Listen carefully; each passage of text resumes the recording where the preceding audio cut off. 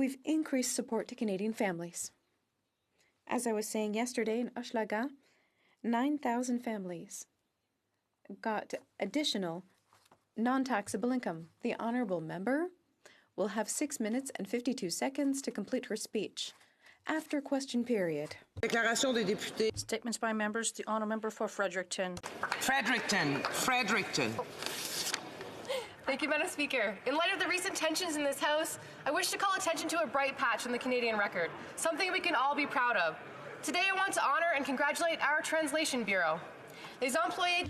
Translation Bureau employees support the government in its efforts to serve Canadians in both official languages.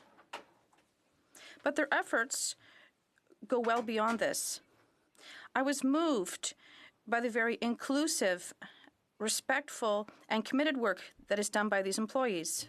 Of their efforts is the new Gender and Sexual Diversity Glossary, where it's free to find the English and French equivalents to 193 concepts on gender and sexual diversity. The Bureau also offers international languages, sign language, translation in 5 Indigenous languages, and counting, including recent work to include Willistic-Gal Ledaway-Wagon, a language with only a few hundred speakers in my home riding. The MP has provided a translation of her statement. The interpreter will now read this. Maliseet Language Honor Code. Grandmothers and grandfathers, thank you for our language that you have saved for us. It is now our turn to save it for the ones who are not born yet. May that be the truth. Oh, let it snow certainly has been the theme song in my province of Newfoundland and Labrador this winter. And all of this snow has provided a wonderful white powdering for winter carnivals. I'd like to thank all the volunteers and groups in my riding of Long Range Mountains who organize winter celebrations in their communities. This is also a huge boost to many not-for-profits, as well as small businesses, especially those in the tourism industry. So embrace the winter and lace up your skates, go ice fishing, try downhill or cross-country skiing, jump on a snowmobile and experience the hundreds of miles of groomed trails. If you're adventurous, try ziplining. Take a thermos of hot chocolate, go sliding with the family, or my favorite, snowshoeing with dogs. There's nothing like a wonderful dip in the forest to make your winter event a success. You're fancy, get out and enjoy, so continue to let it snow. Merci. Well said. The honourable member for Oxford. Thank you, Madam Speaker. And I rise in the House today to recognize the accomplishments of 3 dairy farms in my riding. Oxford is a unique riding, have a strong presence in both the manufacturing and automotive industries, but Oxford is also known as the dairy capital of Canada. Today I would like to recognize the hard work and dedication of Larenwood Farms, Darcraft Farms, and Wilmar Lee Farm, who were recently awarded the Master Breeder Shield. This prestigious award is presented to dairy farmers who have achieved excellent health, productivity, and longevity for their herd of cattle. A Master Breeder Shield is a lifelong dream of many dairy farmers and serves as a testament to years of hard work and dedication. Again, I would like to congratulate these 3 Oxford farms, as only 19 farms across Canada to receive this award in 2019. Oxford is truly the dairy capital of Canada. The honourable member for Outremont. Thank you, Mr. Speaker. I rise today to pay tribute to an amazing institution in my riding of Outremont called Radio Centreville, which is celebrating its 45th anniversary. Radio Centreville is a multicultural radio station that encourages lively debate and gives a voice to those who often don't have one in media streams. This was the case of Fraîchement Vendredi. It's an inclusive program for the LGBT community, which is celebrating its 1st anniversary. This is an inclusive program that allows the LGBT community of Montreal to discuss and debate values and increase their media presence. Mr. Speaker, our local media plays a key role in the daily lives of our communities, and I'm so happy to pay tribute to the wealth that they bring us. Thank you. The honourable member for Surrey, l'honorable député de Trois. The honourable member for Trois-Rivières. Mr. Speaker, I would like to pay tribute to an avant-garde character, Mr. Guégon Voivin, the PDG of the Trois-Rivières Port. He received a prize at a gala at the Chamber of Commerce of Mauricie last Thursday, Mr. Morin was able to organize the port of Trois-Rivières, and they have a plan for 2020-2030 for their entire team. Thanks to him, the port now has modern infrastructure that is integrated with the site. This deep port of Trois-Rivières is one of the best and most important ports in Quebec and in Eastern Canada. It generates thousands of jobs and economic benefits. $210 million it generates for Trois-Rivières. Mr. Boivin was a visionary who was able to make the Trois-Rivières port a remarkable one. Thank you. Honourable Member for Surrey Centre. Thank you, Mr. Speaker. I'm very proud today to rise to congratulate Govan Dio from L.A. Matheson Secondary on receiving the prestigious Lauren Scholarship Award. Govan was selected from more than 5,000 students from across Canada as one of Lauren's scholars awarded a $100,000 scholarship that will go towards post-secondary education. Govan started a basketball program for elementary students, volunteered at Camp Next, did patrols for the Surrey Crime Prevention Society, helped the Kinsman Lodge, and raised funds to build schools for an NGO called the Sikh Awareness Foundation. He is a Matheson Mustang and an exemplary Canadian. Congratulations, Govan. The Honourable Member for Caribou, Prince George. Mr. Speaker, approximately 8 million Canadians suffer from addiction. Most suffer alone and in silence. But my friend Natalie Harris is trying to change this. Throughout my time in Ottawa, I've had the honour of meeting countless mental health champions. Few have touched my life the way that Natalie Harris has. Natalie's struggle with PTSD and addiction have been well documented. But what people don't know is truly how amazing she is. Natalie is a kind, compassionate individual whose journey from the abyss to her work today is a testament to her driving will to survive and to help others. Natalie's new project, writing Get Well cards for those suffering from addiction, is a direct effort to help those in need and at the same time raise awareness of this important issue. Tomorrow, after caucus from 12 noon to 1:30 p.m., please join colleagues from across all party lines as we host Natalie in the Speaker's Lounge in West Block, room 233S. We are working together to bring awareness to the terrible disease that is addiction. It is my hope, Mr. Speaker, that the words of encouragement we offer help build confidence, break the cycle of addiction, and maybe, just maybe, Mr. Speaker, will save a life. The Honourable Member for Brampton South. Every Canadian deserves a safe, affordable and accessible place to call home. To raise awareness about poverty and homelessness in Brampton South, I took part in the coldest night of the year, a walkathon hosted by Regeneration Outreach Community. I want to thank Ted Brown and all of the organizations and volunteers who made this event a success and make a difference in our community every day. Mr. Speaker, on Saturday, 425 walkers raised more than $100,000 for those in need.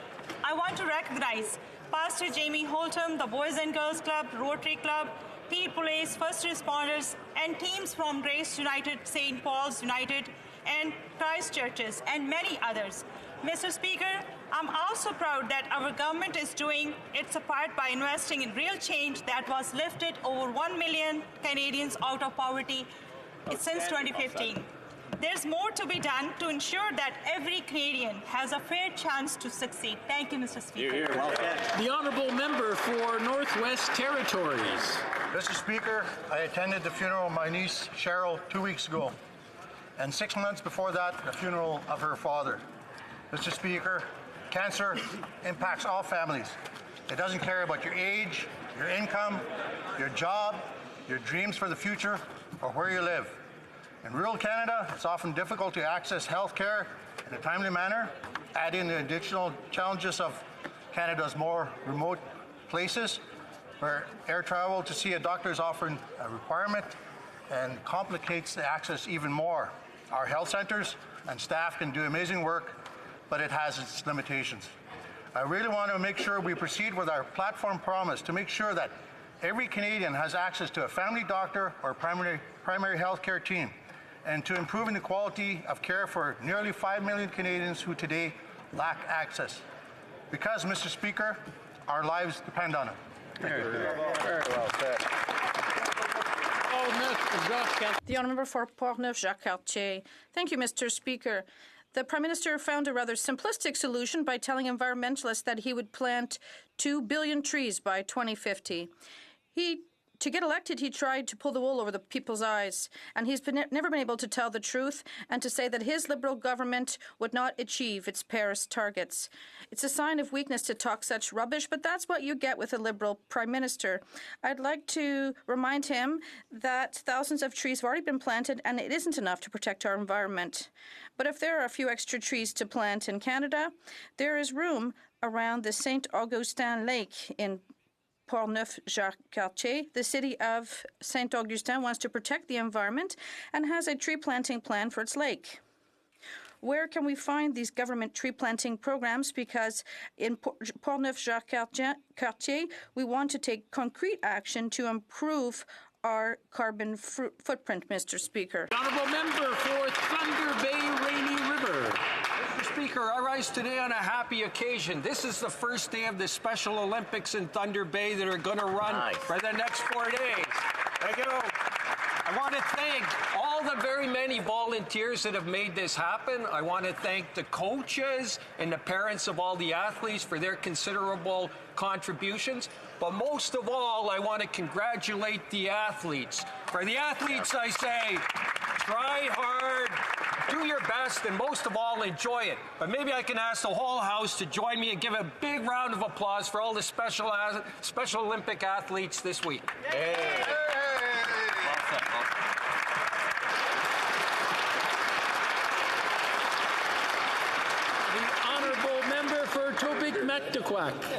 Merci, Mr. Thanks to Mr. Speaker. To recognize the immense contribution of Black Canadians as part of our month-long celebration of Black History Month. The great riding of Tobique-Mactaquac is home to the northernmost route of the Underground Railroad. Brave men and women fleeing slavery found their way to Fort Fairfield, Maine, where they were given refuge in places such as Friends Church. Once they were able to make their final journey to freedom, they would set out through the woods until they reached Tomlinson Lake in Carlingford, New Brunswick. Once here, they knew they were safe and began their new lives in Canada as free people.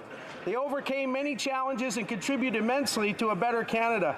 Passionate and tireless volunteers have worked to preserve these stories and valuable parts of our history. They hold an annual hike in the fall where families can walk the trails and learn the stories. I would encourage all members to learn more about this part of Canadian history at Tomlinson Lake, hikeforfreedom.ca. Although freedom was reached at Tomlinson Lake, the journey to true equality and recognition continues. Thank you, Merci Wawilum. The honourable member for Kamloops Thompson Caribou. Mr. Speaker, Saturday night I was delighted to attend Beef Bash 2020. This was an opportunity for ranchers and those related to the cattle industry to come together before calving season. We enjoyed prime rib, filet mignon, and beef ribs, followed by a night of cowboy dancing.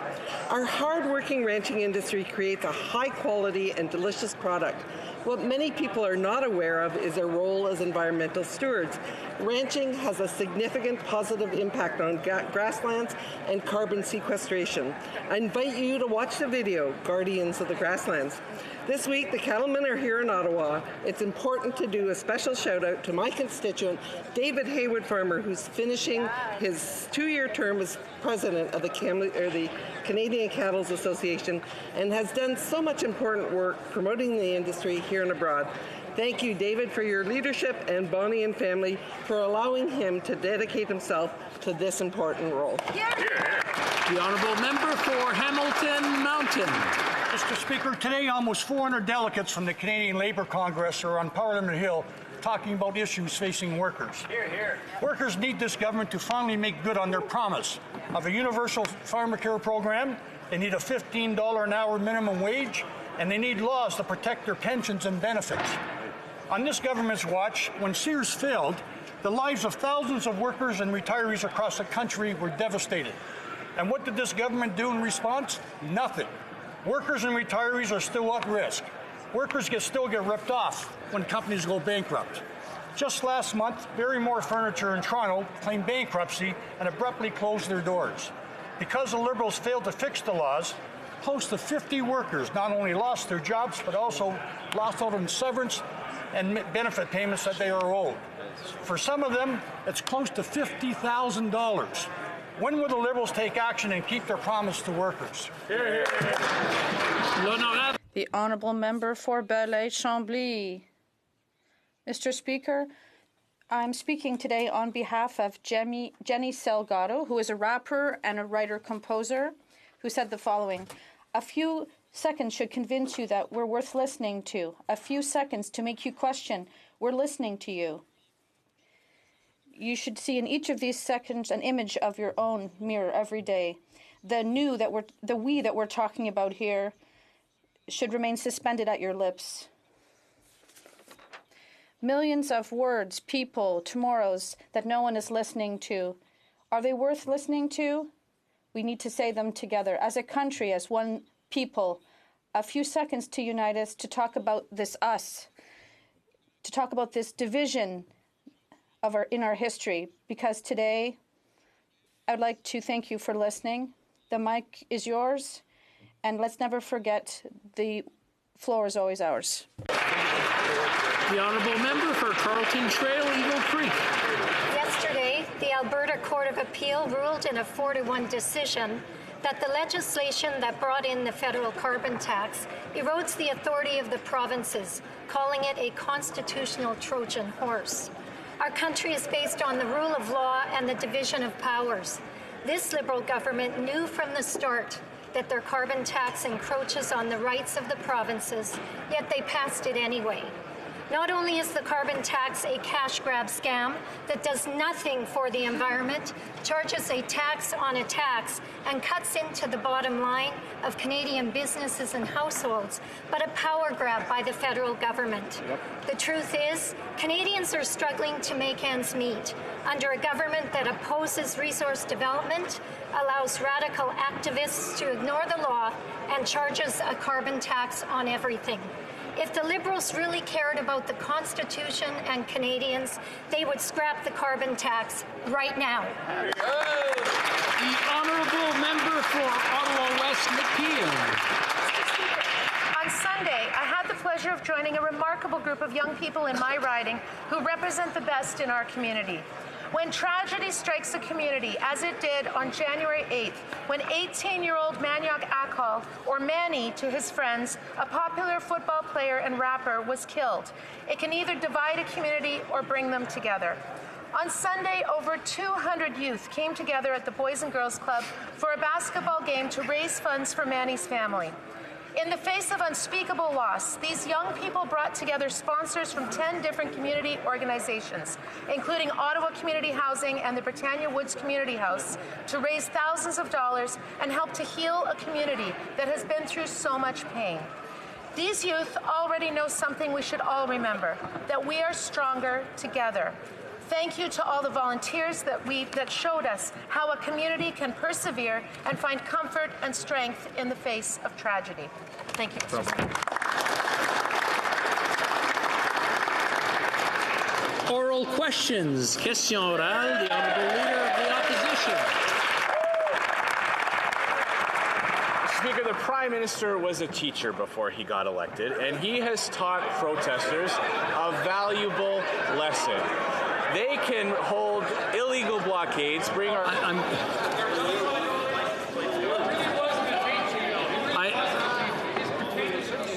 Order.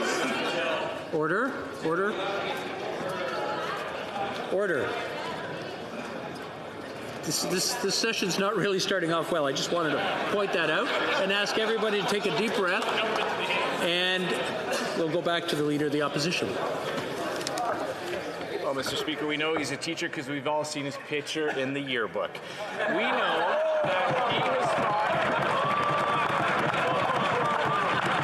has taught protesters a valuable lesson. They can bring our economy to its knees. They can hold illegal blockades, holding up our rail traffic and leading to layoffs. And he will do absolutely nothing. Does the Prime Minister realize that his weakness has caused the situation to spiral out of control? The Honourable Minister of Public Safety. Mr. Speaker, it's certainly not weakness to demonstrate a strong commitment to dialogue and reconciliation. And last Friday, Mr. Speaker, the Prime Minister couldn't have been clearer. He acknowledged and recognized the impact that these blockades are having, and he said unequivocally that barricades must come down. And the law must be obeyed.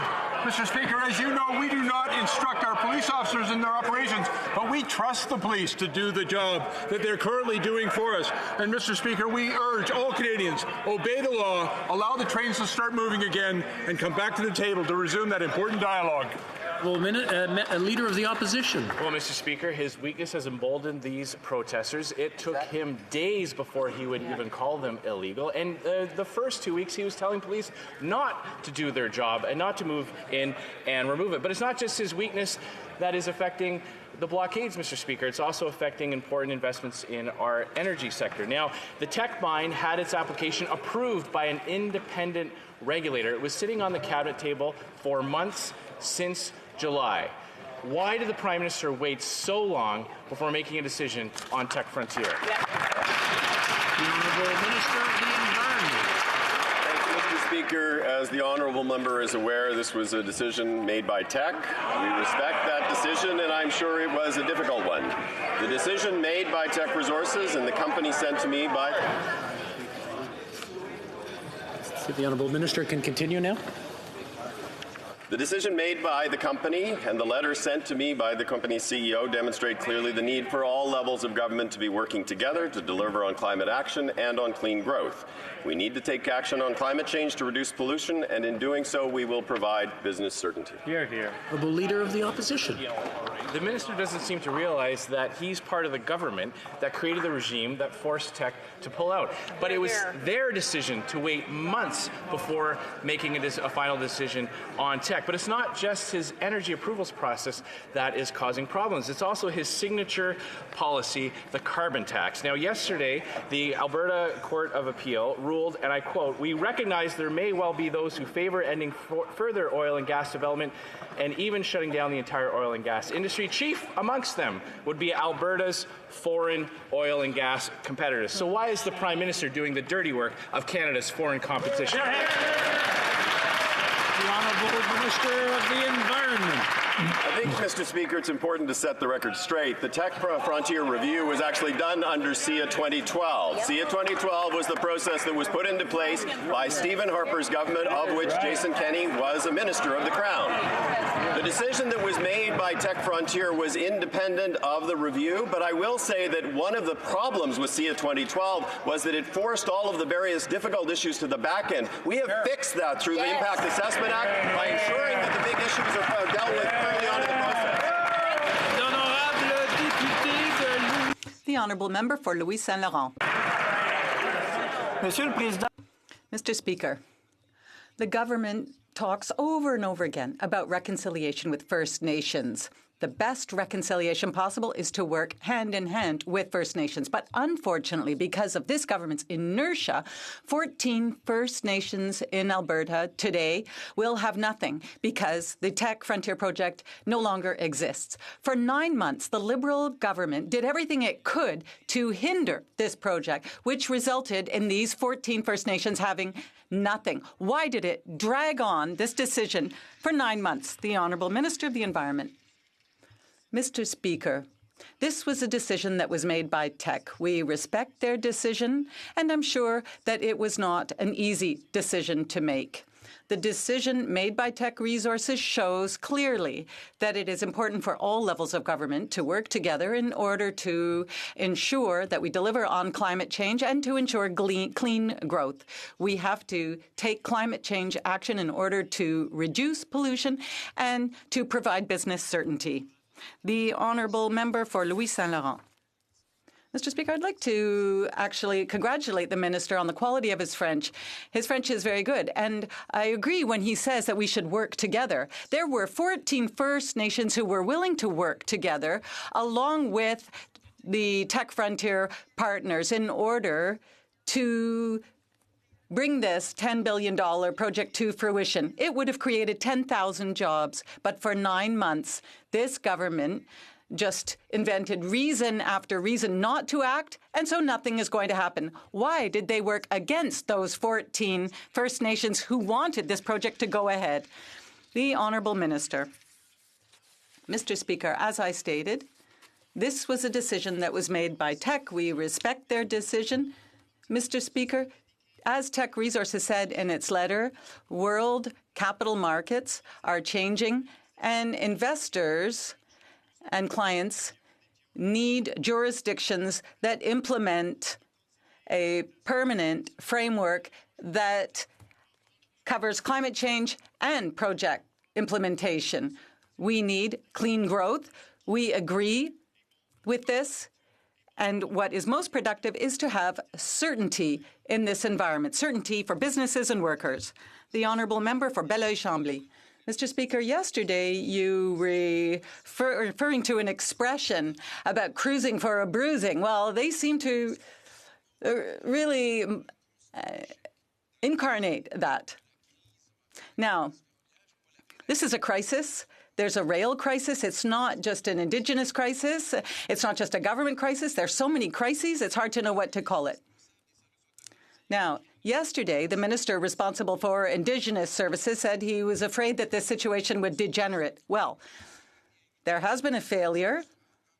And what I'd like to know is, will the Prime Minister go and meet with the hereditary chiefs in Wet'suwet'en, because he has been invited? The Honourable Minister for Indigenous Services. Well, the answer is that the work has always been based on a peaceful resolution to this crisis so that we can reestablish trust on all partners' parts. The Honourable Member for Belleuil-Chambly. Thank you, Mr. Speaker. Ganawaki, Lennoxville, Restigouche, Kanesatake, and a few days ago, Saint-Lambert, without mentioning many other areas in Canada. Will the government envisage doing something other than what has led to this failure? Will there be a temporary suspension of police intervention? Can the Prime Minister put his ministers on a plane, put himself on a plane and go to British Columbia and resolve this issue? The Honourable Minister of Public Safety. Mr. Speaker, we have and will continue to engage in dialogue on this issue, but it's also very important, Mr. Speaker, to acknowledge and recognize the impact that these rail disruptions are having on Canadians right across the country. Access to chemicals to keep their water clean, getting products to factories so that people can continue to work. And so, Mr. Speaker, we have urged the people on those barricades to lift the barricades, to allow the rail service to resume, and to obey the law. And in those circumstances where it is not, we trust law enforcement across this country who are properly instructed and properly led to uphold and enforce the law. The Honourable Member for Burnaby South. Thank you very much. I met an individual in Quebec who says that he needs dental help, but he can't afford it. At the same time, there are wait lists. People are waiting for free dental services. Clearly, people need dental services, but they can't afford them. Will the Prime Minister acknowledge that people need dental work, but that they can't afford it? The Honourable Minister of Health. Mr. Speaker, and I thank the member for the question. I understand that the Health Committee is preparing to undertake a thorough study on dental care, and I look forward to receiving the recommendations, and I thank the member for his advocacy. The Honourable Member for Burnaby South. But the Prime Minister has an opportunity to do something about it right now. There are millions of Canadians who can't take care of their teeth because they simply can't afford it. Now, the Liberals are planning a massive tax giveaway where the most benefit flows to the wealthiest Canadians. Our plan is to target that measure to benefit those who need it most, allowing us to fund a national dental care. So instead of helping the wealthiest Canadians, will the Prime Minister work with us to make sure 4.3 million Canadians can take care of their teeth? The Honourable Health Minister. Thank you very much, Mr. Speaker, and I thank the member again for his question. As he knows, my mandate letter specifically tasks me to look at the possibility of dental care for Canadians, and I think the Health Committee is one of the best places to do that. It is obviously made up of partisans from across the aisle, and it is going to be, I'm sure, a very thoughtful and reflective study, and I look forward to hearing the recommendations. Thank you. The Honourable Opposition House Leader. Well, it turns out the Liberal carbon tax is not only useless and is driving away jobs, but an Alberta court said yesterday it's also unconstitutional. The court ruled federal and provincial governments are co-equals. The federal government is not the parent, and the provincial governments are not its children. In other words, these Liberals have no right imposing a carbon tax on Alberta or any other province for that matter.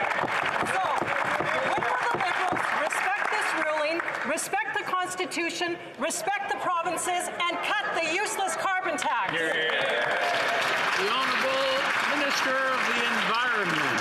Thank you, Mr. Speaker. We have already heard from the Courts of Appeal in Ontario and Saskatchewan, both of which determined that the federal plan is well within federal jurisdiction. The Alberta Court of Appeal's decision is one step in this process. We look forward to the Supreme Court of Canada's deliberations in March and are confident that the price on pollution is fully within federal jurisdiction. Tackling climate change should not be a partisan issue. It is a scientific issue. It is not an aspirational issue. We need to focus on addressing climate change, and this is an important measure in doing that. Honourable Opposition House Leader.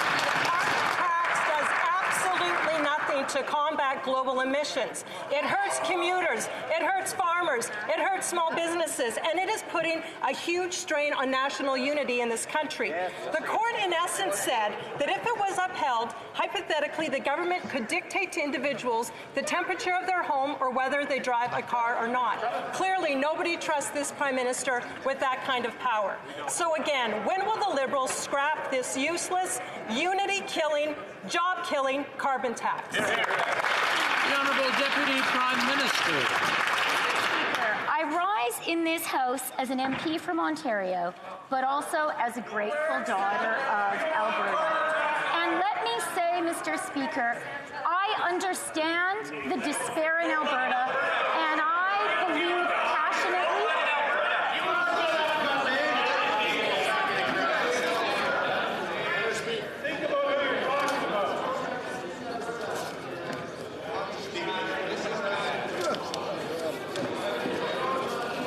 Order.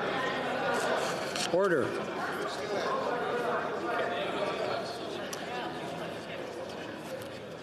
We're good to go. The Honourable Deputy Prime Minister. I believe passionately, Mr. Speaker, that a strong Alberta is essential to a strong Canada. And let me tell you, Mr. Speaker, what we need for that. And I'm going to quote the Calgary Chamber of Commerce. We need real, decisive action on climate change. The success of our businesses, the well-being of our families depend on it. The Honourable Member for Charlebourg, Haute-Saint-Charles. Mr. Speaker, for 20 days now, blockades have been erected all over Canada, and the situation is only getting worse. Trains carrying goods have been crippled, and the tension is escalating. In an interview, the president of the Industrial Parks Corporation of Quebec City, Pierre Colbec, said, "This is absolutely ridiculous. If something doesn't change, the most vulnerable businesses may not survive the crisis." The Prime Minister's total lack of leadership is causing serious damage to businesses throughout Quebec, and there's no end in sight. When will he finally act? The Honourable Minister of Transport. Mr. Speaker, we understand that there is an impact on the economy. There's an impact on those who have been laid off. We're very aware of this, and the Prime Minister has been acting since the very beginning. We are working very hard to remove these blockades, but these are provincial jurisdictions in the 3 provinces that are affected, but we are working for these blockades to be dismantled as quickly as possible. The Honourable Member. Mr. Speaker, contrary to what he says, the Prime Minister is doing nothing to resolve the crisis. Meanwhile, Résolu Forestry Products is planning stoppages for production in its sawmills in Quebec and Ontario, and 2 of those plants are in Haute-Mauricie. Up to 5,000 workers could be affected. He preaches to other countries, but he can't even fix our problems here. Is there someone who can take over on the other side? The Honourable Minister of Transport.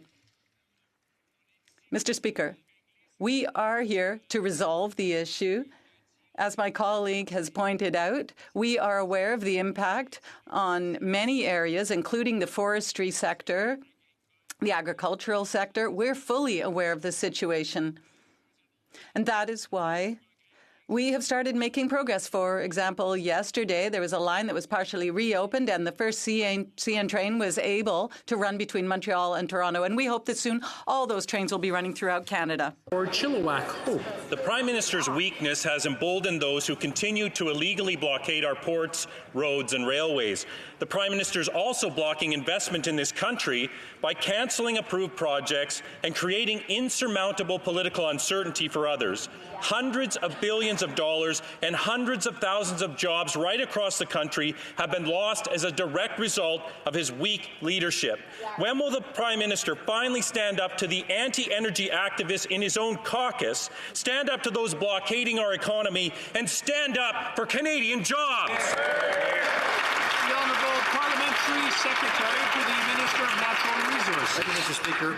Our government has been steadfast in its support for the hardworking men and women in our oil and gas sector. It's why we approved the Line 3 replacement project and why we always supported Keystone XL, where construction will soon begin in the U.S. Let's remember, there are thousands of good, well-paying jobs that have been created in Alberta and BC because we did the hard work to get TMX right. We believe in the workers in this sector. We believe in their families who have their backs. That's what we should. The Honourable Member for Chilliwack Hope. The Prime Minister's weak leadership is also failing Indigenous communities. When he killed the Northern Gateway pipeline, he stole a 33% equity stake and $2 billion in economic benefits from Northern Indigenous communities. When the Tech Frontier mine was cancelled because of the political uncertainty he created, the Prime Minister tore economic hope out of the hands of the 14 Indigenous communities who had signed agreements in place.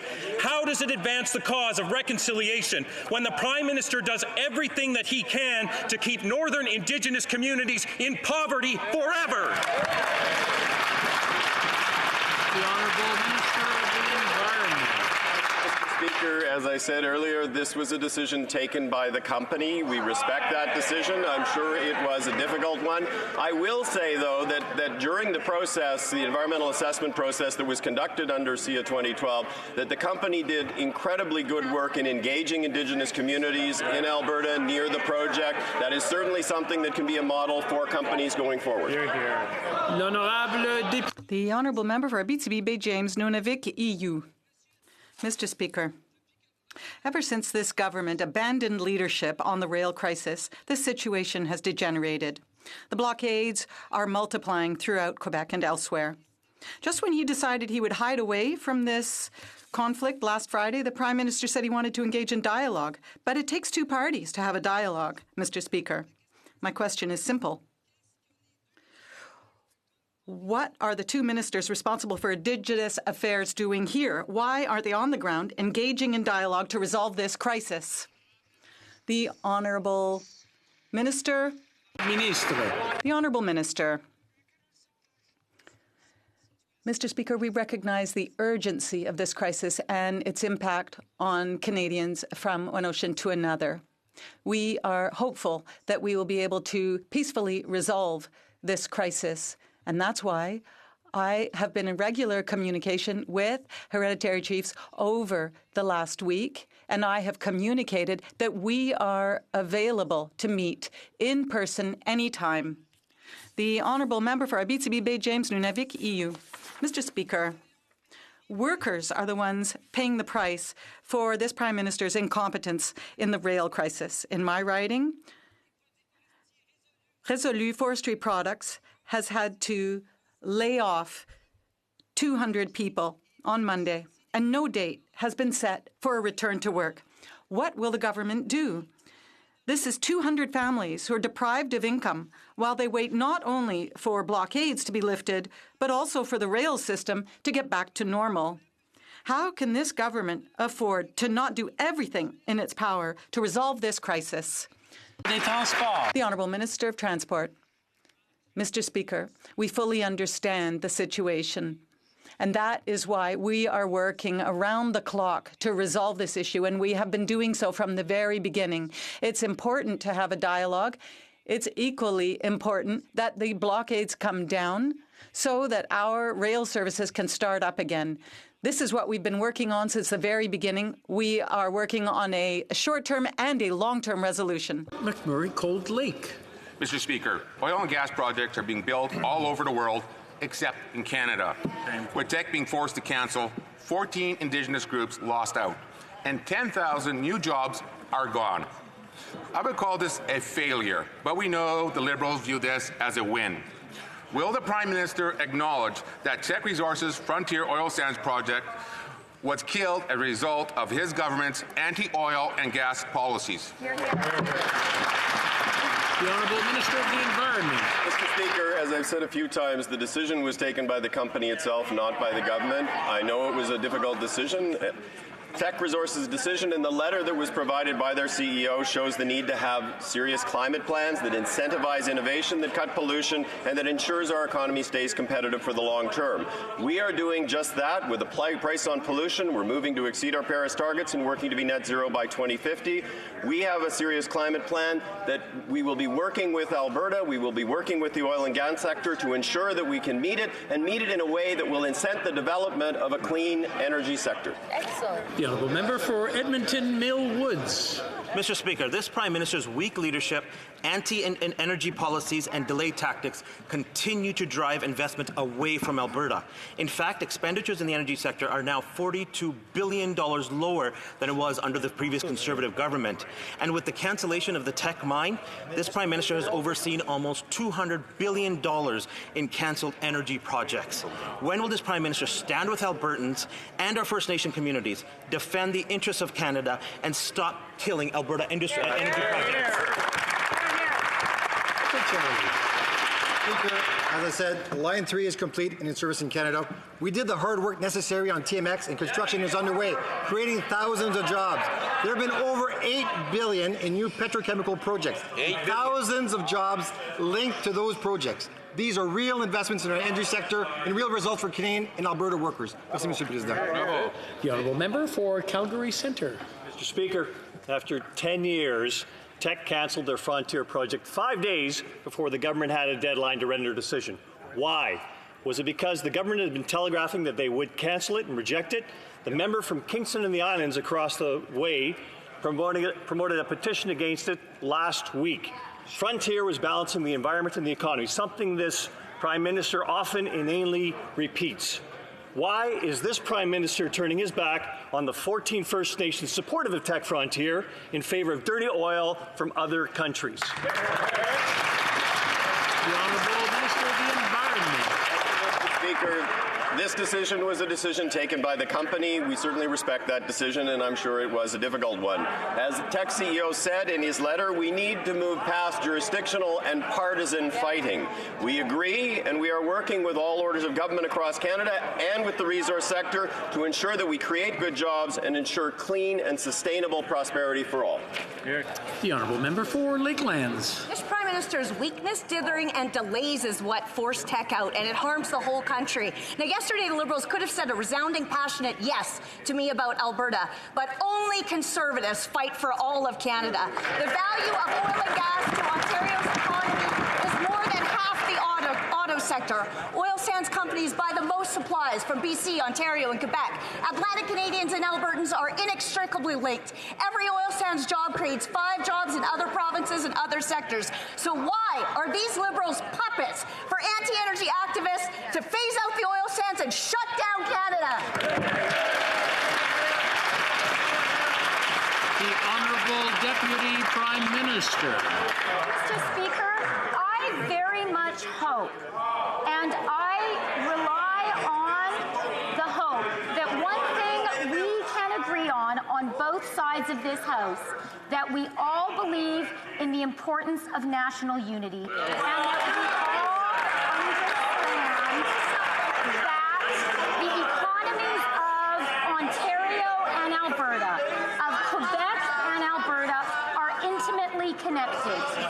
That is a firm conviction of our government, and that is why I would urge the members opposite not to make national unity a partisan football.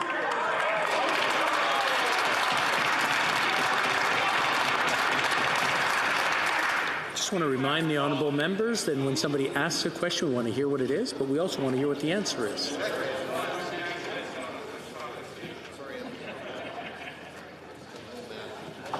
Has it been changed? Okay, the honourable member for Campbell Powell River. Sorry, go ahead. North Island Powell River, Mr. Speaker. Last Friday, the Prime Minister could have saved a lot of time and asked the Conservative leader to hold his press conference for him. But their plan to send the police in is not working. Chase is not on the case. For weeks, we've been calling on the Prime Minister to name a mediator, sit down with the hereditary chiefs and de-escalate the situation. CP Rail is recommending that. Industry is recommending that. Indigenous leaders are recommending that. So what's the holdup? When will the Prime Minister admit his Conservative plan is not working? Hear, hear. The Honourable Minister of Public Safety. Mr. Speaker, I think it's very important to acknowledge that there's some very important work that is going on in British Columbia between the British Columbia government, a former member of this House, Nathan Cullen, and our ministers in discussion in the RCMP and the hereditary chiefs and the leadership of the Wet'suwet'en community are at the table, and there are important discussions going on. But at the same time, Mr. Speaker, we have to recognize and acknowledge the impact that these barricades are having on Canadians from across the country, and it was important to ask the people on those barricades to recognize the impact that their actions are having on ordinary Canadians and to take down those barricades. And it is the responsibility of the police of jurisdiction where the laws is not being obeyed to uphold that law, and we have confidence in their ability to do so. Absolutely. The Honourable Member for Hamilton Centre. Hamilton's light rail project is a rare opportunity that has shared support of City Council, big business, organized labour in the community. It is a much-needed investment in public infrastructure and mass transit. It will create jobs, it will help the environment, and it will uplift the economy. But the Gong Show Doug Ford government recklessly pulled provincial funding and derailed this critical project. Time is running out. Will this government partner with the City of Hamilton and help get our LRT funded and back on track? The Honourable Minister for Infrastructure. Thank you, Mr. Speaker. I'm proud to be part of a government that is making historic investments in public infrastructure. We support local governments in their work to improve local infrastructures. In fact, my hometown of the Hammer, Hamilton, has secured over $500 million in federal investment in infrastructure money and other projects. We're a committed funding partner. However, on this specific project, we have not yet received a formal request from Ontario. We remain eager to work with the province and the city to get public transit built. The Honourable Member for Whitby. Without question, our government has made bold and unprecedented investments to grow the middle class and help those working hard to join it. But we know that far too many Canadian families are still struggling. In a country like Canada, one family living in poverty is one too many. Mr. Speaker, will the Minister of Families, Children and Social Development please update the House on the work being done to combat poverty in Canada? The Honourable Minister of Family, Children and Social Development. Mr. Speaker, I want to thank the Honourable Member for the really important question. Mr. Speaker, since we got into office, we have prioritised the fight against poverty and growing the middle class. And our plan is working. Yes. Through key investments in Canadians, and according to the Canadian Income Survey, we have achieved the goal of helping over 1 million Canadians to escape poverty. Mr. Speaker, that is the largest reduction of poverty in Canadian history. We'll continue to work towards a future where each and every Canadian has... The Honourable Member for Bellechasse, Les Etchemins, Lévis. Mr. Speaker, whether it's the railway blockades or the coronavirus, it's the same lack of leadership from this government. Dr. Tam said yesterday the signs are concerning and public health officials are preparing for any eventuality. The WHO is preparing for a pandemic. The situation is very worrisome. The risks are huge, but the Liberals are twiddling their thumbs. What is their plan to help protect Canadians from the coronavirus? The Honourable Minister of Health. That Dr. Tam is working very closely with our international partners, but more importantly with our provincial and territorial partners. As the situation evolves and as the World Health Organization raises its alarm around a country's ability to contain the virus, we shift our focuses to domestic preparedness and make sure that provinces and territories have what they need to respond to any potential outbreak. Let me be clear, this is a situation of great concern for the world, and we're on it, Mr. Speaker. Thank you. Honourable member for Edmonton Riverbend. Mr. Speaker, with at least 33 countries reporting cases, 11 cases confirmed in Canada, and over 80,000 global cases, we're now being told to prepare for a possible COVID-19 pandemic. Other countries stopped flights in and out of China. Canada didn't. Other countries immediately introduced strict screening measures. Canada didn't. Now we're being told the window of opportunity for containment for stopping the global spread of this virus is closing. Can the Health Minister confirm that she is satisfied with the actions taken to date? Good question. The Honourable Minister of Health. Well, thank you very much, Mr. Speaker. And the measures that the member opposite are talking about are ones that are found during the containment phase. In fact, we did have screening for passengers that were coming from the most heavily affected regions, but now that we find the coronavirus in at least 35 countries, many that may not be tracking the virus, those measures are less effective, and it's time to turn our attention and our resources to making sure that we're prepared on the domestic stage. I will remind the member opposite that Italy had some of the most restrictive travel quarantines, and in fact has 2 significant outbreaks and 2 communities under quarantine. Thank you. The Honourable Member for South Surrey White Rock. Mr. Speaker, yesterday the Alberta Court of Appeal struck down the federal carbon tax as unconstitutional. The majority opinion called the carbon tax a constitutional Trojan horse, as it would set no limits on federal government power. For this Liberal government to impose an expensive public policy unilaterally when it was of clear national importance and national unity implications was reckless and tone deaf. Yeah. When will the Prime Minister work to actually reach environmental targets and scrap this unconstitutional carbon tax? The Honourable Minister of the Environment. Mr. Speaker, we've already heard from Ontario and Saskatchewan courts that this approach is fully within federal jurisdiction. The Alberta Court of Appeal's decision is one step in the process. This will be adjudicated in March before the Supreme Court of Canada. We are very confident that federal jurisdiction will be upheld. I do find it odd, however, that the party opposite, which professes to be a party that believes in the market, rejects a market mechanism which is the most efficient way to reduce emissions. In favor of a more expensive regulatory approach, or perhaps just an aspirational one. The Honourable Member for Foothills.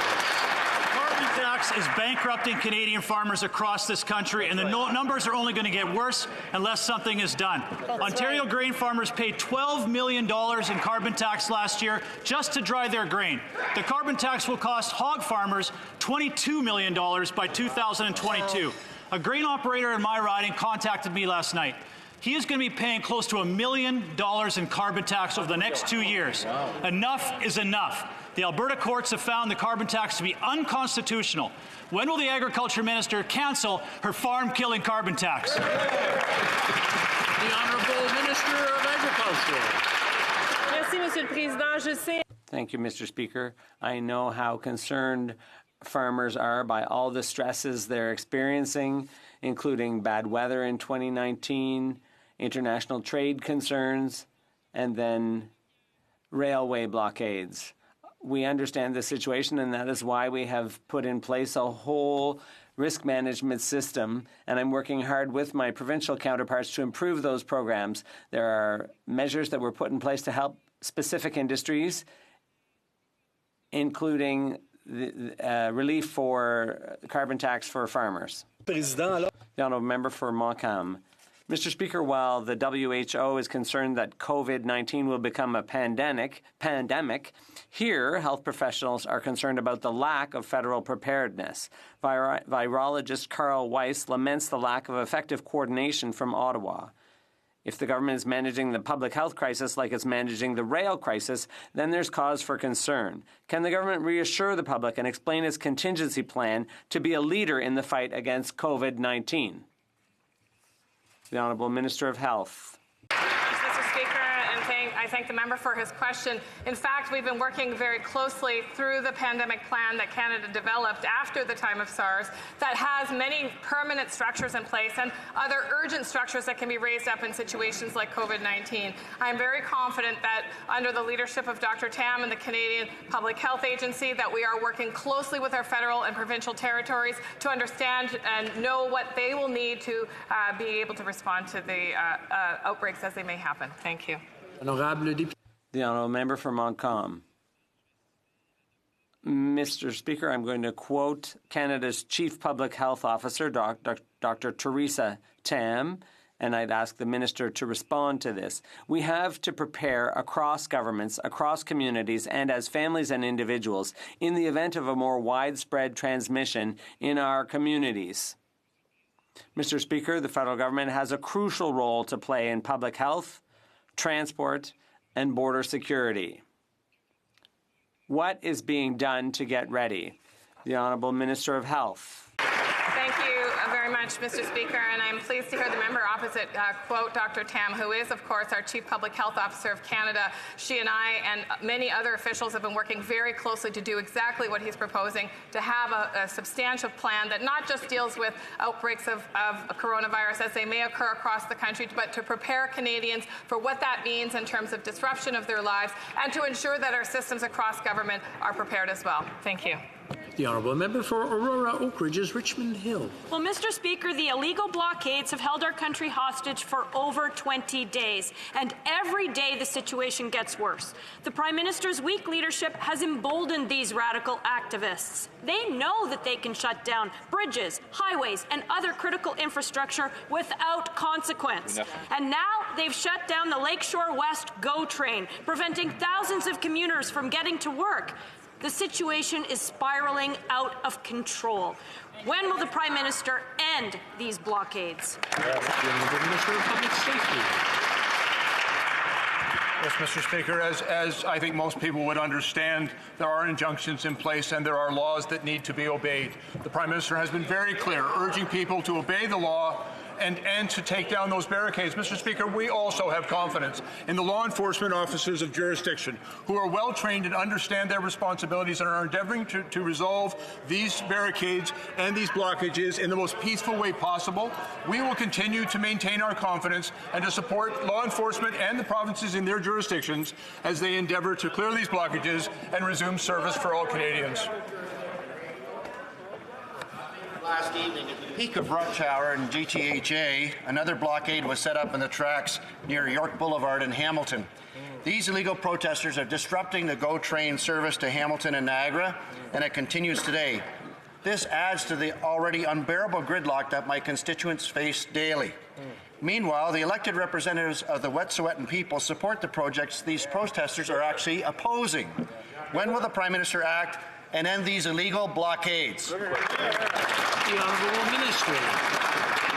Just I'd like the member opposite to understand that the responsibility for actually enforcing the law with respect to those blockades is the responsibility of the police of jurisdiction operating within the provincial jurisdiction of authority. And so it has been made very clear, and the police are doing that job, but they're doing it in a very responsible way. Mr. Speaker, their responsibilities require that it be done peacefully and effectively. The honourable member for Mission Matsky Fraser Canyon. Mr. Speaker, yesterday illegal protesters blocked the West Coast Express commuter train in the Fraser Valley again. The BC Public Safety Minister declared, and I quote, "The police do not need an injunction to clear and arrest the blockaders." When the BC New Democrats call out illegal activity and advocate for police action, this Liberal government has to know that they're asleep at the switch. I never thought I'd say this, but when will the Public Safety Minister take a page out of the BC NDP playbook and get our rail lines cleared?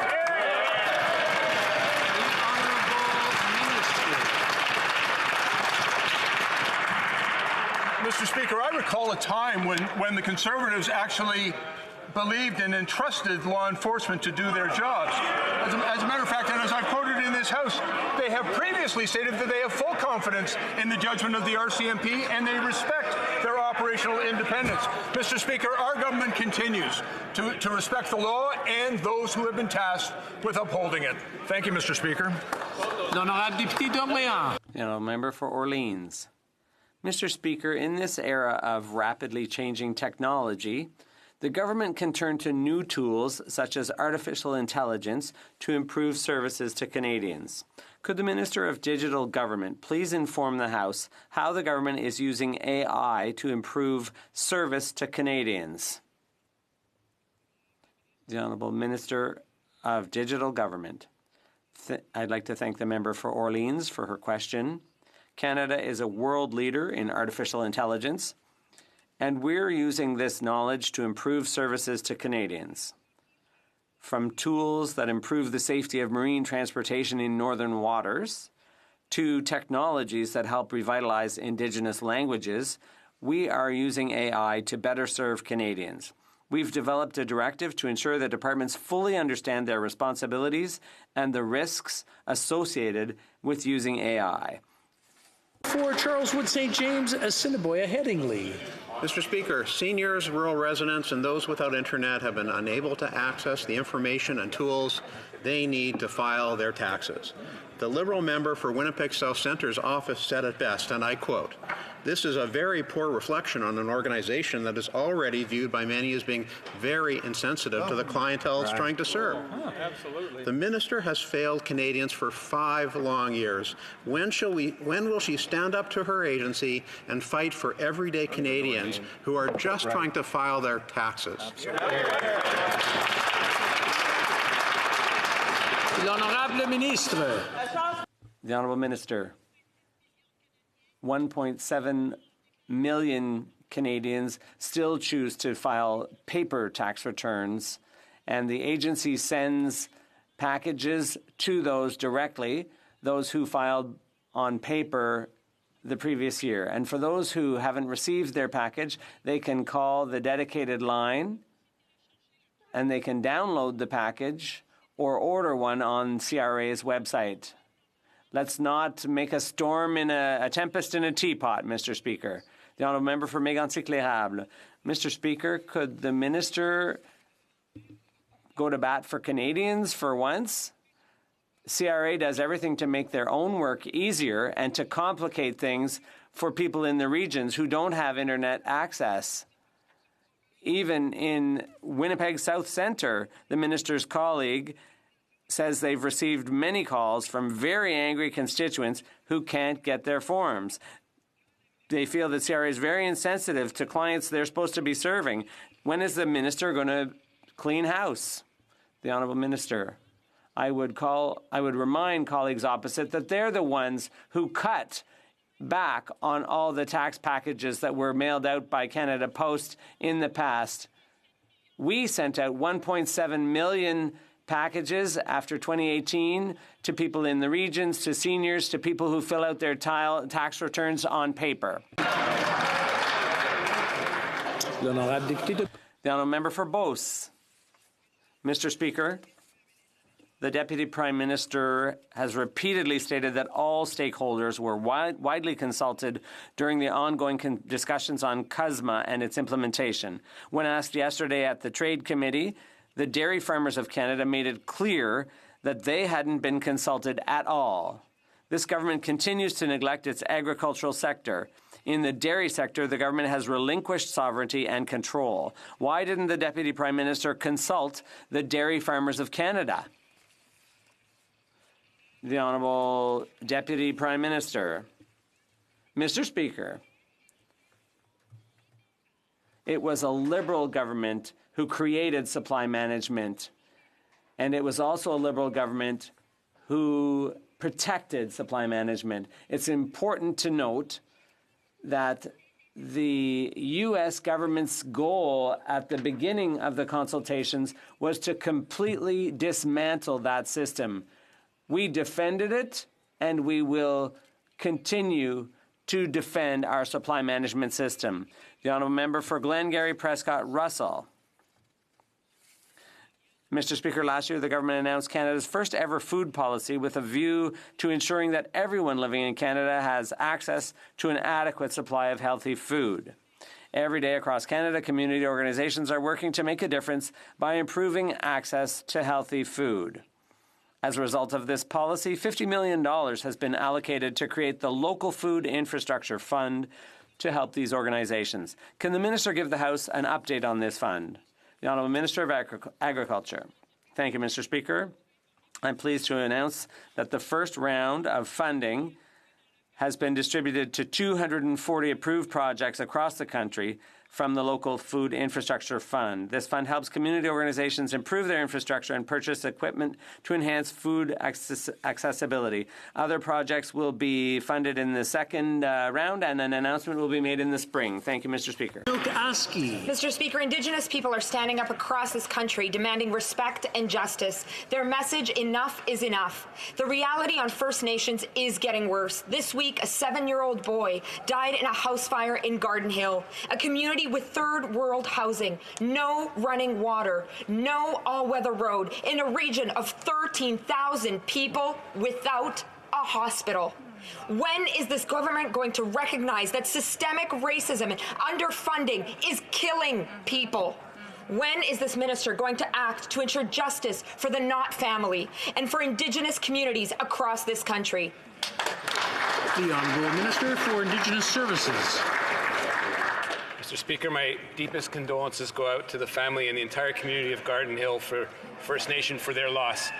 My department has been in contact with the First Nations leadership to identify and deliver support to ensure the well-being of the community. We understand the stressful nature of the situation. We'll continue to work with First Nation partners on timely and appropriate supports. And as a matter of policy, as government, we are striving to close that socioeconomic gap that has existed for far too long, and with historic investments in infrastructure and housing, we strive to get there, and let me say this, Mr. Speaker, we will get there. The Honourable Member for Nanaimo Ladysmith. Thank you, Mr. Speaker. The waters around the southern Gulf Islands are being used as a free anchorage for freighters waiting to enter the port of Vancouver. The environmental damage, pollution, bright lights, and noise from these freighters is impacting island communities and wildlife. Some of these vessels are waiting to load U.S. coal, thermal coal, for export because Pacific U.S. states refuse to export thermal coal from their ports. Will the government mandate improvements in efficiencies at the Port of Vancouver and ban the export of U.S. thermal coal through Canadian ports? The Honourable Minister of Transport. Mr. Speaker, as the member probably is aware, the new interim protocol for anchorages was developed in partnership with the Vancouver Fraser Port Authority, the Pacific Pilotage Authority, industry stakeholders and communities to respond to the immediate concerns of certain coastal communities. The government's long-term strategy will be aimed at improving the management of anchorages outside of public ports with a view to ensuring the long-term efficiency and reliability of the supply chain and mitigating environmental and social impacts. I want to thank the member for his question and advocacy on the file. And that's all the questions for today. C'est tout pour aujourd'hui. That's all for today. I have 2 points that I'd like to bring to the attention of the members. 100 years ago, in the winter of 1920, the very first Parliamentary Security Corps was formed. Until then, the Dominion Police, which merged with the Royal Northwest Mounted Police in 1919 to become the Royal Canadian Mounted Police, had patrolled the grounds of Parliament Hill. But when the parliamentarians of the day decided they no longer wanted an official police presence in their buildings, a contingent of 6 individuals from the RCMP remained to create what would become the Senate Protective Services and the House of Commons Protective Services. De nos jours. Today, like 100 years ago, the Parliamentary Protection Services supports parliamentarians and protects our democracy. Their work involves striking a careful and efficient balance in terms of access, openness, and security. It is a constant challenge, and I'm grateful to these men and women for their commitment to ensuring that the Parliament of Canada can operate to the benefit of all Canadians. Draw the attentions of members, the presence in the gallery of several past and present members of the Parliamentary Protective Services. Over the years, you have faithfully watched over Parliament Hill and its occupants. You have worked for us to keep us safe while making visitors feel welcome and comfortable, and you have helped ensure that the heart of Canada's democracy remains open. We are grateful for your service to your country.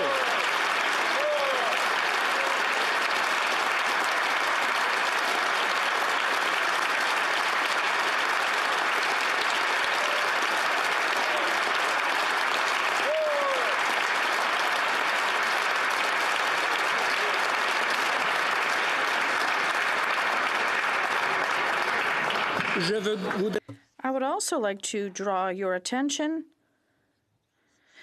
to the presence in the gallery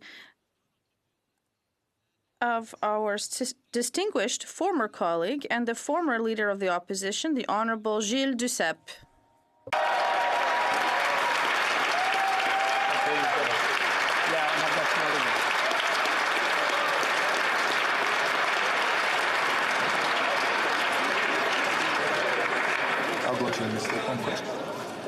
The Honourable Member for Lakeland has a point of order. Mr. Speaker, on a point of order, I believe I heard the Parliamentary Secretary to the House Leader question my integrity in question period, like he did yesterday in a point of order. So I just want to be clear about one thing. Yesterday, he alleged I threatened Canadian unity in this House. Let me say this, to be clear. I am fighting for Alberta and for oil and gas, which means I am fighting for a strong Canada. I believe we're getting into debate right now.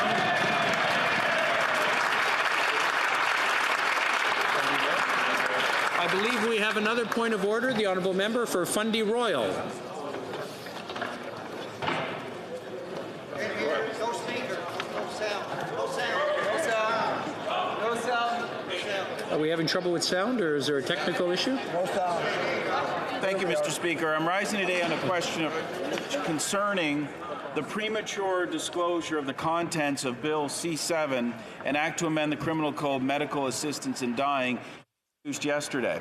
As you know, Mr. Speaker, it is a well-established practice in this House that when a bill is on notice for introduction, the House has the first right to the contents of that legislation.